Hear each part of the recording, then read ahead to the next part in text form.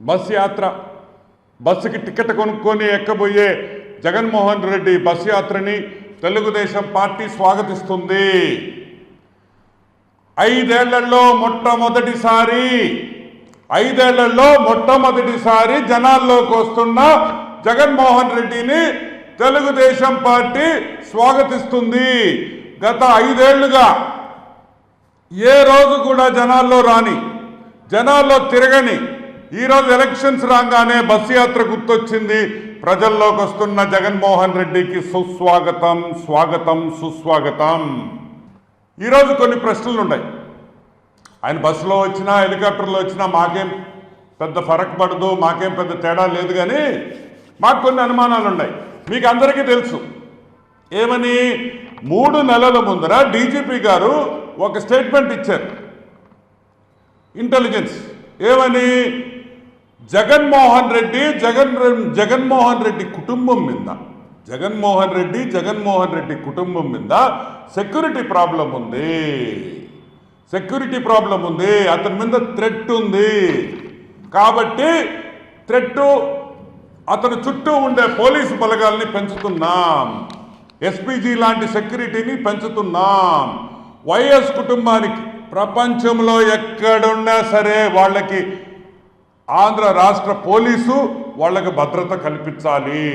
ఎందుకంటే కుక్కలు, పిల్లులు, పందుల నుంచి వాళ్ళకి విపరీతమైన థ్రెట్ ఉంది జగన్మోహన్ రెడ్డికి అనే ఒక అసెస్మెంట్తో, ఇంటెలిజెన్స్ వాళ్ళు ఇచ్చిన అసెస్మెంట్తో, ఇంటెలిజెన్స్ డిపార్ట్మెంట్ ఇచ్చిన నోటుతో ఈ పందులు, కుక్కలు, పిల్లుల దగ్గర నుంచి అతనికి విపరీతంగా సెక్యూరిటీ ఉంది. కాబట్టి 2 హెలికాప్టర్లు ఒక్కటి సరిపోదు, 2 హెలికాప్టర్లు కావాలా అని అన్నారు.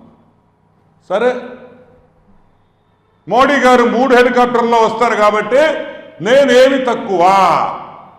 నాకు ఏమి తక్కువ, మోడీ కన్నా నేను పెద్దోడిని అనే టైప్లో ఆయన 2 హెలికాప్టర్లు తెప్పించుకున్నాడు. ఓకే, దానికి కూడా మేమేం అంటాంలే. ఈరోజు ఈ బస్సు యాత్ర డీజీపీ గారు ఎలా ఒప్పుకుంటున్నారు? Simple point.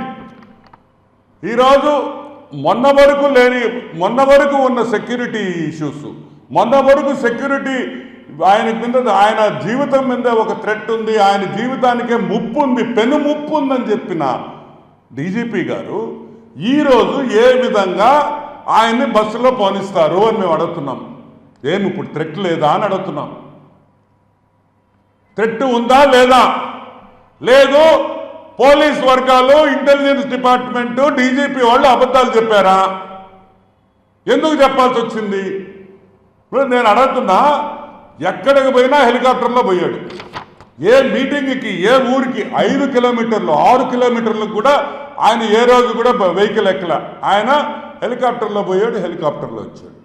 గవర్నమెంట్ ఖర్చు, ఇబ్బందిలా.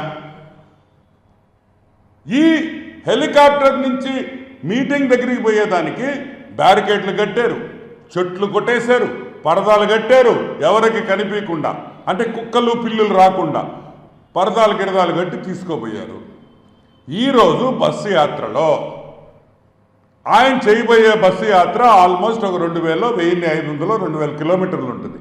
ఈ 2000 కిలోమీటర్లకి బ్యారికేడ్లు ఖర్చు ఎవరిది? మొత్తం బ్యారికేడ్లు కట్టాలా? ఎందుకంటే సెక్యూరిటీ ప్రాబ్లం, పరదాలు కట్టాలి. ఈ 2000 కిలోమీటర్లో ఒక్క చెట్టు కూడా ఉండకూడదు, ఎందుకంటే సెక్యూరిటీ ప్రాబ్లం. చెట్లన్నీ కొట్టియాలి. సో హైవేలో ఒక చెట్టు కూడా ఉండదు. ఆయన హైవే ఎక్కడెక్కుతాడో అక్కడ చెట్టు ఉండదు. ఊర్లో ఎక్కడ పోతాడో, ఏ పల్లెకి పోతాడో, ఏ టౌన్కి పోతాడో అక్కడ ఒక చెట్టు ఉండకూడదు, బ్యారికేడ్లు కట్టాలి. ఈ ఖర్చు ఇప్పుడు ఎవరు భరిస్తారు? గవర్నమెంట్, ఏపీ గవర్నమెంట్ ఈ ఖర్చు భరిస్తుందా? వైసీపీ పార్టీ భరిస్తుందా అనే పాయింట్ క్లారిటీ ఇవ్వాలి. ఈ 2000 కిలోమీటర్ల ఖర్చు, బ్యారికేడ్ల నుంచి, పరదాల కాడి నుంచి ఆ చెట్లు కొట్టేయడం ఖర్చు ఎవరు భరిస్తారనేది క్లారిటీ ఇవ్వాలి. ఎలక్షన్ కమిషన్ కూడా దీని మీద క్లారిటీ ఇవ్వాలి. ఈ సెక్యూరిటీ ఇష్యూస్ మీద ఎవరు ఖర్చు పెడతారనే విషయము. అదే కాకుండా